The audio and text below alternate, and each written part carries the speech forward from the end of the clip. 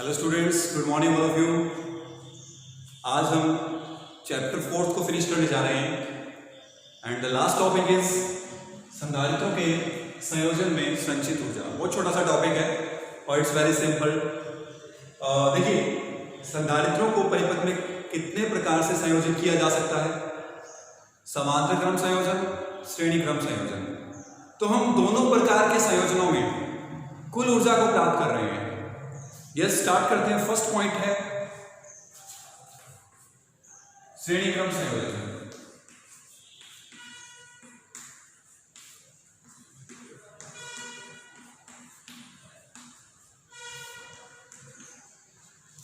इस संधारित्र की या इस संयोजन की कुल ऊर्जा को हम प्राप्त कर रहे हैं। तो इसके लिए मान लेते हैं हमारे पास n संधारित्र श्रेणी क्रम में जुड़े हैं। देखिए किस प्रकार से।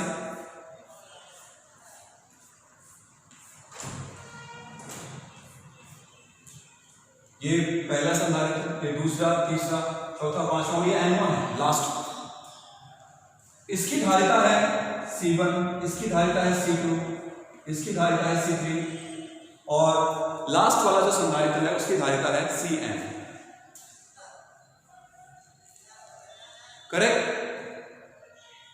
अब इस संयोजन की जो तुल्य धारिता है उसका मान क्या होता है यदि क्रम श्रेणी क्रम हो? ऑलरेडी बढ़ चुके हैं।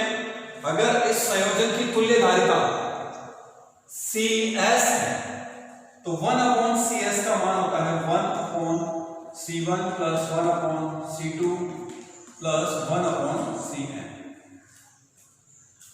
S से सीरीज तुल्य धारिता के व्युत्क्रम प्रत्येक संधारित्र की धारिता के व्युत्क्रमों के योग के तुल्य होती है। राइट, ऑलरेडी डिस्कस कर चुके हैं हम। अब हमें क्या ज्ञात करनी है? कुल ऊर्जा। इन सभी संधारित्रों को हम किसी एक संधारित्र से रिप्लेस कर रहे हैं, वो है Cs।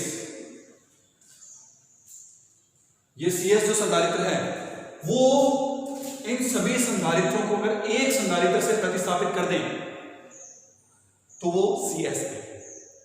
करेक्ट। इन सभी पर आवेशों के मान क्या होंगे? क्यों?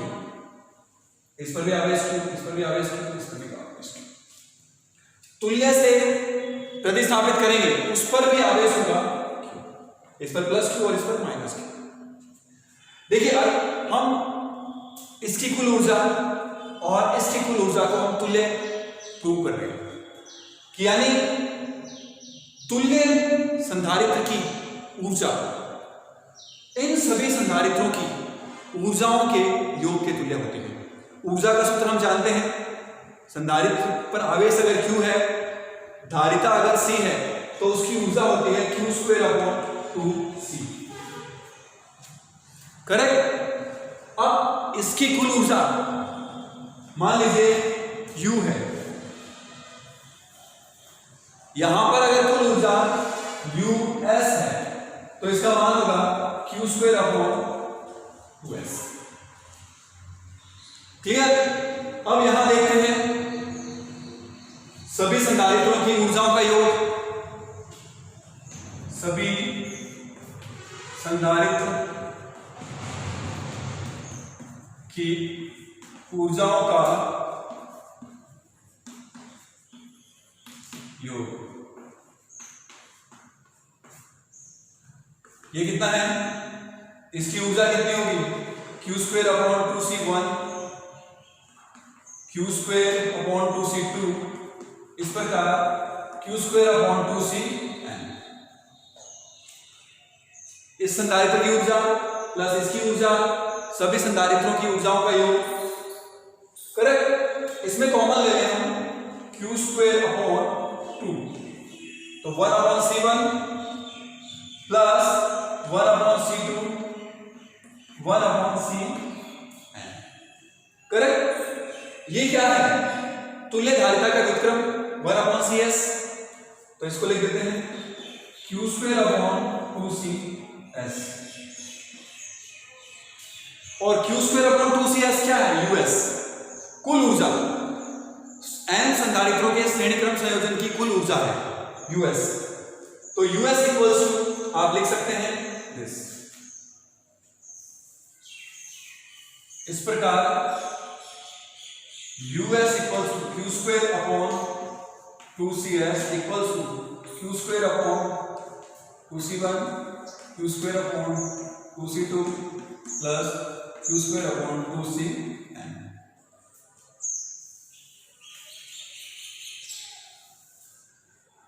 इनकी ऊर्जाओं को अगर हम U1 U2 UN लिखें तो US इक्वल्स ये हो गया U1, ये हो गया U2 plus dot dot dot UN।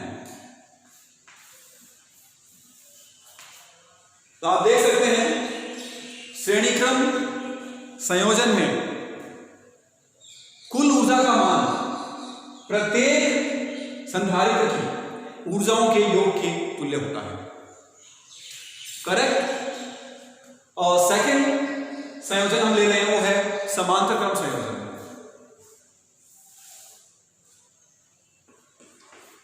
समांतर क्रम संयोजन में देखते हैं कुल ऊर्जा का मान क्या होगा।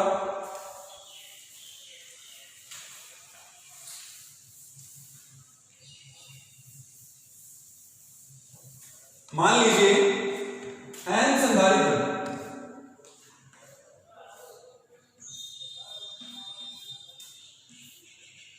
समांतर क्रम संयोजन में जुड़े हुए हैं।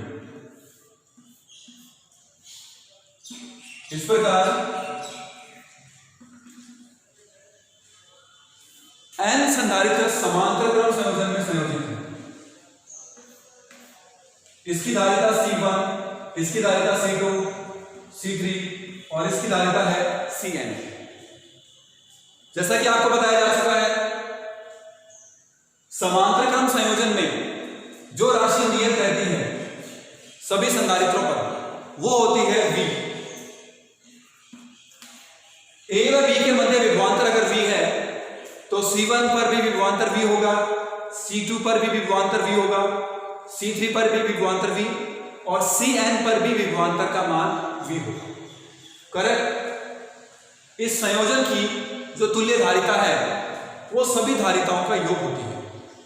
तो Cp यानी parallel C1 plus C2 plus Cn। Question first. अब इस संयोजन को तुल्य संयोजन से प्रतिस्थापित करें। A B ये है C, यानी इस संयोजन को आप एक संधारित्र से प्रतिस्थापित कर सकते हैं और उसकी धारिता कितनी होनी चाहिए Cp। A व B के मध्य विभवांतर है V तो यहां भी विभवांतर होगा V। करेक्ट। अब आप देखिए इस संयोजन की कुल ऊर्जा तुल्य संधारित्र से प्रतिस्थापित करने के पश्चात इसकी जो कुल ऊर्जा है वो क्या है UP equals to 1/2 CpV square. अगर ऊर्जा को C और V के पदों में लिखा जाए तो 1/2 CV स्क्वायर हम पढ़ चुके हैं। तो यहां से UP equals to 1/2 CpV square हमें प्राप्त होगा। अब अलग अलग संधारित्रों की ऊर्जाओं का योग लेते हैं। इसकी ऊर्जा कितनी होगी 1/2 C1V स्क्वायर, इसकी ऊर्जा 1/2 C2V स्क्वायर, अंतिम संधारित्र की ऊर्जा होगी 1/2 CnV स्क्वायर। तो देखिए सभी संधारित्रों की ऊर्जाओं का योग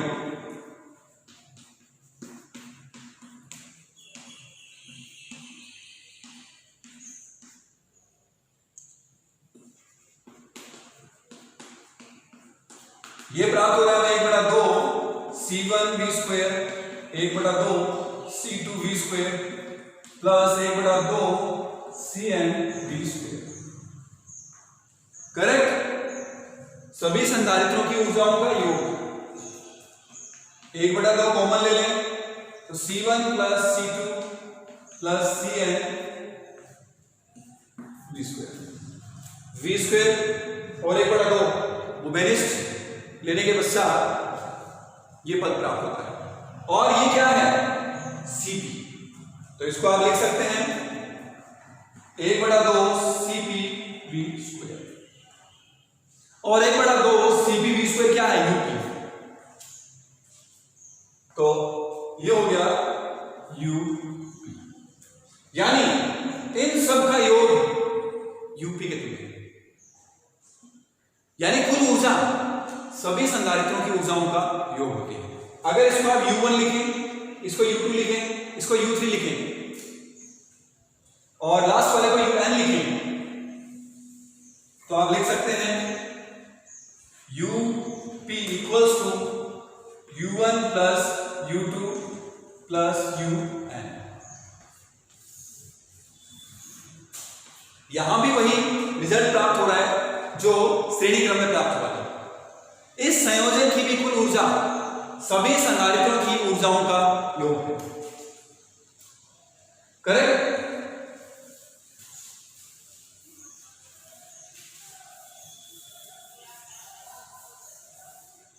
तो यहां पर हमने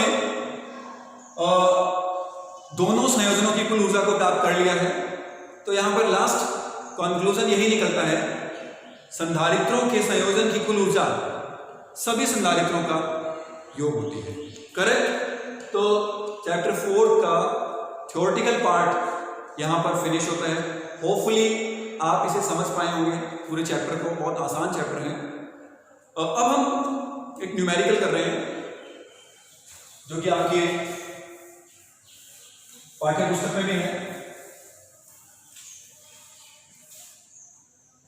सांख्यिक प्रश्न।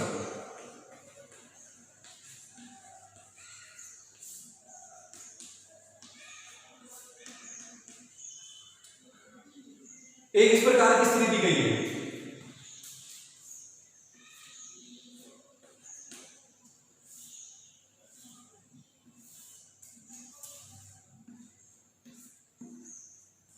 ये A और ये B, इनके मध्य समान दूरी है D। करेक्ट? इसकी तुल्य धारिता हमें ज्ञात करनी है। एक तो इस संयोजन की तुल्य धारिता ज्ञात करनी है, दूसरा संयोजन अभी हम बनाएंगे। पहले इसकी तुल्य धारिता प्राप्त कर लेते हैं। तुल्य धारिता ज्ञात कीजिए।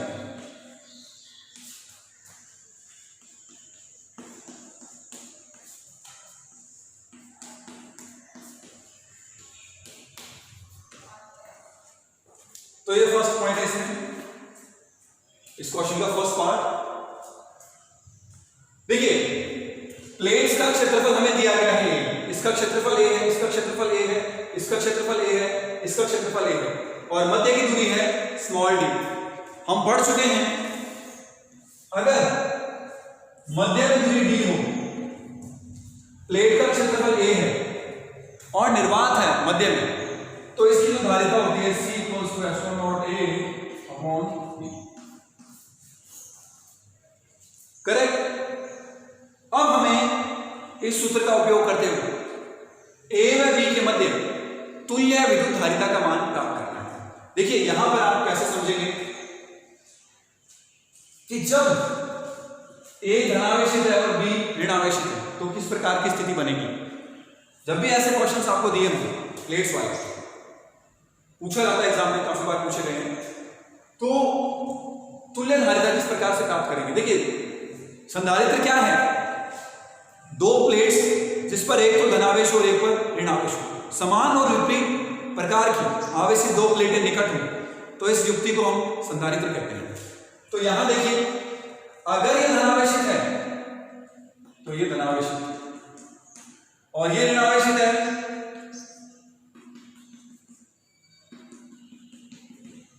और ये धनावेशित। अगर एक पॉजिटिव है और बी नेगेटिव है, इस तरह से अगर हम समझें इसको, तो आप समझ पा रहे होंगे यहां पर कितने संधारित्र और किस क्रम में जुड़े हैं। अगर इसको हम सिंप्लीफाई करें इस प्रकार से, ये प्लेट 1, ये प्लेट 2, ये प्लेट 3 और ये प्लेट 4। प्लेट 1 जुड़ी है A से, प्लेट 2 जुड़ी है B से, ये धनावेश है और ये ऋणावेश है। प्लेट थ्री, ये 2, प्लेट 3 जुड़ी है ऋणावेश, प्लेट 4 जुड़ी है धनावेश, ये मध्य दूरी है डी, इसकी धारिता सी है, इसकी धारिता सी है, दोनों किस क्रम में जुड़े हैं? समांतर क्रम में। तो कुल धारिता कितनी होगी?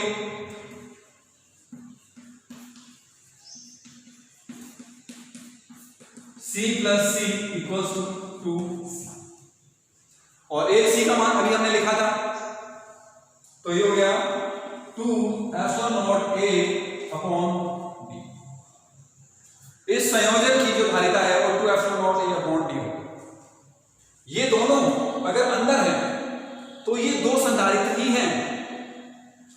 अब हम इस क्वेश्चन का दूसरा पार्ट डिस्कस करते हैं। जब ये सिरा और ये सिरा अलग अलग, यानी कि एक दोनों के मध्य एक का एक सिरा बीच में अगर स्थापित कर दिया जाए तो तुल्य धारिता का मान क्या होगा, डिस्कस करते हैं।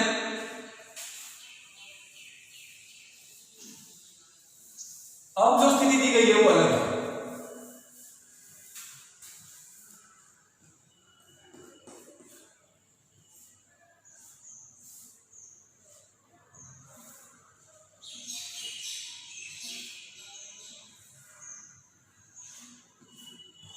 अब इस प्रकार की स्थिति है, ये बी।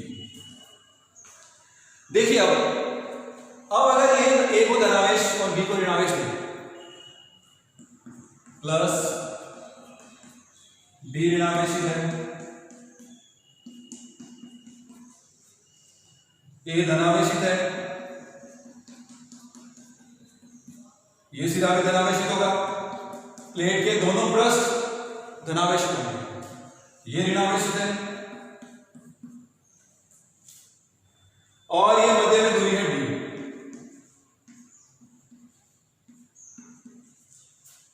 प्लेटों का क्षेत्रफल ए है।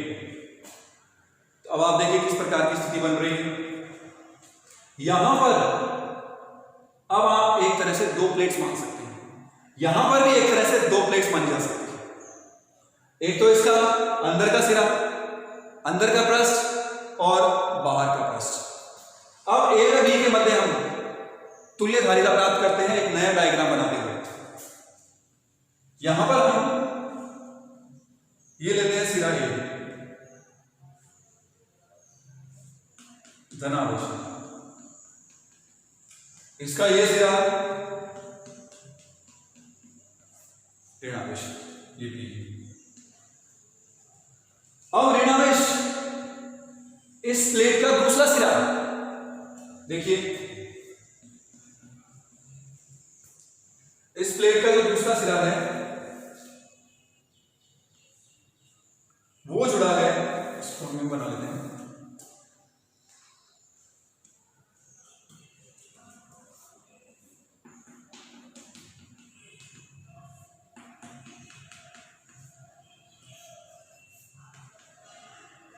अब ये ऋणावेशित सिरा यहां से स्टार्ट करते हैं। बी का दूसरा सिरा एक तरह से नई प्लेट के रूप में काम कर रहा है, ये बी और ये पॉइंट बी है, बी से अंदर छोड़ रहा है। अब इसका ये धनावेश ए सी, अब धनावेश का दूसरा सिरा एक नई प्लेट के रूप में माना जा सकता है, ये सिरा ऋणावेश।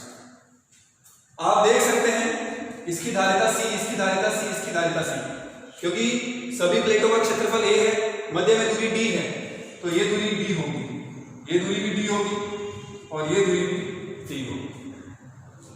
तीन संधारित्र अगर समांतर क्रम में संयोजित है तो तुल्य धारिता होगी 3C। तो तुल्य धारिता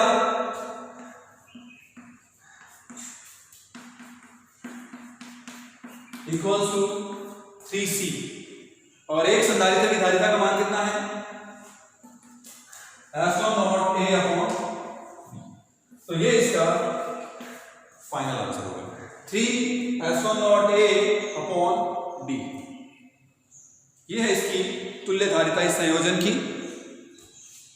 करेक्ट? इट्स वेरी इंपॉर्टेंट समझने के पॉइंट ऑफ व्यू से। कई बार स्टूडेंट्स इसकी भी धारिता 2S1 अपॉन डी निकाल देते हैं, या फिर दोनों की ही 3S1 अपॉन डी निकाल देते हैं, जो कि गलत है। तो इसका कंसेप्ट आपको समझना पड़ेगा।